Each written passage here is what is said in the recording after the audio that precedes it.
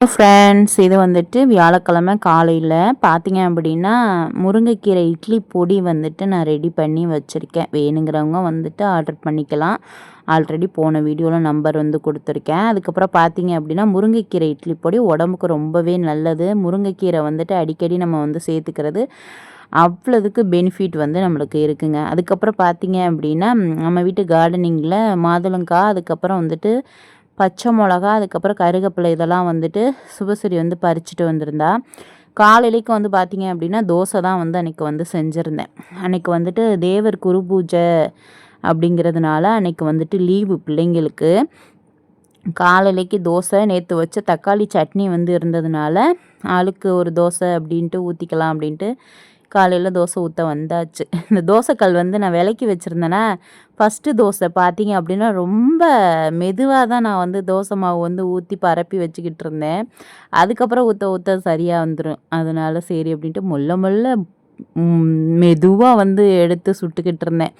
அப்புறம் பார்த்தா ஒரு முட்டை இருந்துச்சு கிச்சனில். சரி முட்டை தோசை ஊற்றலாமே அப்படின்னு சொல்லிட்டு அதுக்கப்புறம் முட்டை தோசை வந்து ஊற்ற ஆரம்பிச்சிட்டேன். ஆளுக்கு ஒரு பிளேன் தோசை, முட்டை தோசை. கல் வந்து விளக்குனதுனால நடுவில் அடியில் பிடிக்கிற மாதிரி இருந்துச்சு. அதுக்கப்புறம் ஒரு பெரிய வெங்காயத்தை வந்து எடுத்து அதை வந்து ஆயில் வச்சு நான் வந்து இந்த மாதிரி தேய்ச்சி விட்டோம் அப்படின்னா நல்லா வந்துட்டு தோசை அடுத்தடுத்து நல்லா வர ஆரம்பிச்சிரும். ரீசெண்ட் டைமாக வந்துட்டு பார்த்தீங்க அப்படின்னா இப்போ தான் வந்து நான்வெஜ்ஜே எடுத்துக்கிறேன். ஒரு 5 மந்த்தாகவே வந்துட்டு நான்வெஜ் அந்தளவுக்கு வந்து எடுத்துக்கல. பிள்ளைங்களுக்காண்டி வீட்டில் வந்து செய்கிறது. அதுக்கப்புறம் பார்த்தீங்க அப்படின்னா அதில் 2 பீஸ் சாப்பிடுவேன். அதை சாப்பிட்றதே வந்துட்டு என்னமோ புதுசாக நான் வந்து நான்வெஜ் சாப்பிட்ற மாதிரி எனக்கு ஃபீல் ஆகும்.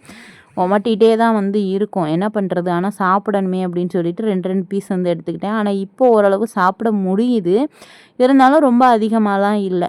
பழைய மாதிரி சாப்பிட்றேன்னான்னு கேட்டால் கிடையாது. நார்மலாக வந்து எடுத்துக்குவேன்னு வச்சுக்கோங்களேன். முட்டை தோசை வந்து ஊற்றினோம் அப்படின்னா பிள்ளைங்களுக்கு ஃபுல்லாகவே நல்லா வெந்திருக்கணும். அந்த முட்டை வந்துட்டு ஆஃப் ஆயிலாக வந்து இருக்கவே கூடாது. ஃபுல் ஃபாயிலாக நல்லா வெந்திருக்கணும். அதேமாதிரி பொடியும் நல்லா போடணும்.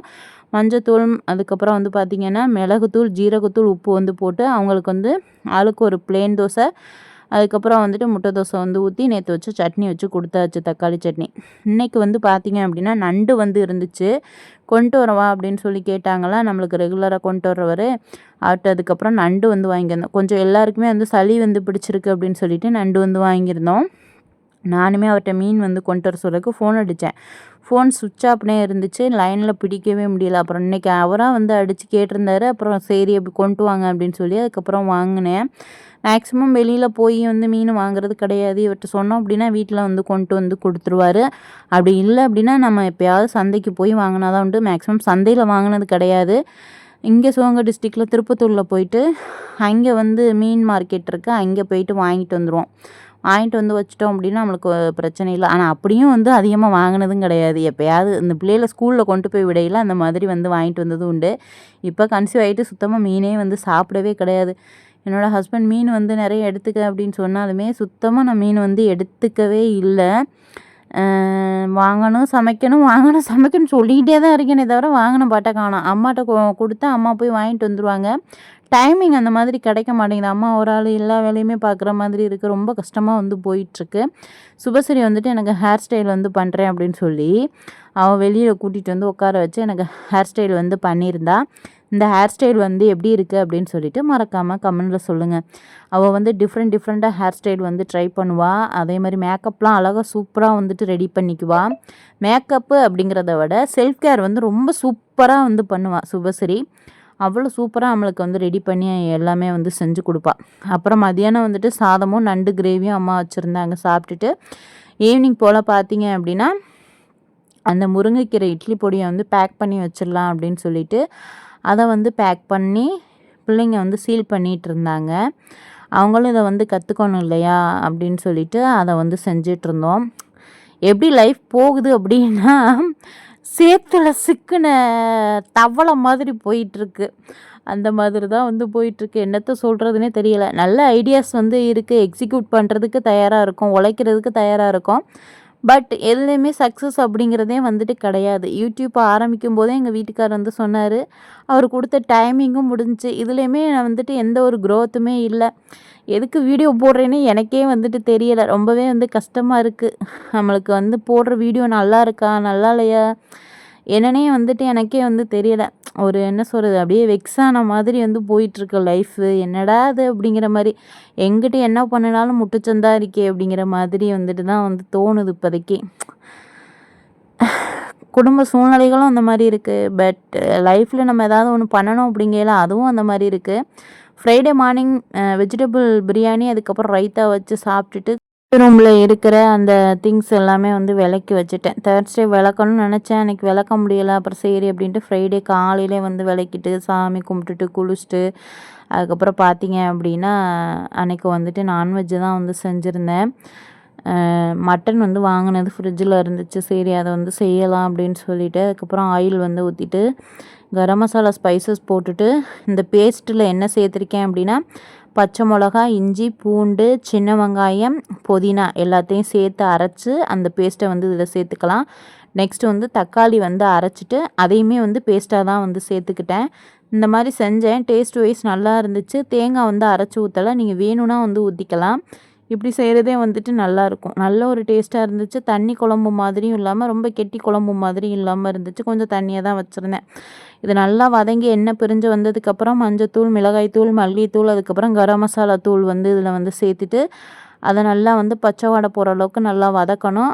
கொஞ்ச நேரம் சிம்மில் வச்சுட்டு குக்கர் மூடியை மேலே போட்டு மூடி வச்சுட்டேன். கொஞ்சம் எண்ணெய் பிரிஞ்சு அந்த மசாலாலாம் வெந்து வரட்டும் அப்படின்ட்டு. அதுக்கப்புறம் தான் நான் வந்துட்டு இதில் வந்து மட்டன் வந்து சேர்த்துக்கிட்டேன். மட்டன் வந்து பார்த்திங்க அப்படின்னா ஒரு 1/2 கேஜிக்கும் கொஞ்சம் கம்மியாகவே இருந்துச்சுன்னு சொல்லலாம். பாக்கெட் இருந்ததில் 2 பாக்கெட் மட்டனை எடுத்து நான் அன்றைக்கி வந்து குக் பண்ணியிருந்தேங்க. நானே மெனக்கெட்டு ஸ்டிக்கரில் ஈயா இருக்கேன்ட்டு ஜீனி போட்டு வச்சா என் மகன் வந்து ஒரு ஈயா எடுத்து விடுது. போ அடிச்சு விடுவேனா? அப்புறம் இங்கே பாரு புள்ள ஈயா இருக்குன்ட்டு நான் பிடிச்சிட்டு இருக்கேன், நீ ஒன்றுனா எடுத்து விட்டுட்டு இருக்க. இதெல்லாம் லூசுகள் எல்லாம் பெற்றுறதுக்கு பெரிய தலைவலியாக இருக்குது. பாருங்க ஃபுல்லா ஈ எதுக்குதான் வருது, எல்லாமே மூடிதான் இருக்கு, ஃபுல்லா ஈயா வந்துகிட்டே இருக்கு. இது என்னடானா ஈயை எடுத்து விட்டுக்கிட்டு இருக்கு. அடி வாங்கிடு ரசிதா, பேசாம ரசிதா, டென்ஷன் ஆக்காம நீ நாளை பாருது. போ நீ எதுக்கு இங்க வந்து போ அடிச்சு விடுவேன் போகிட்டு.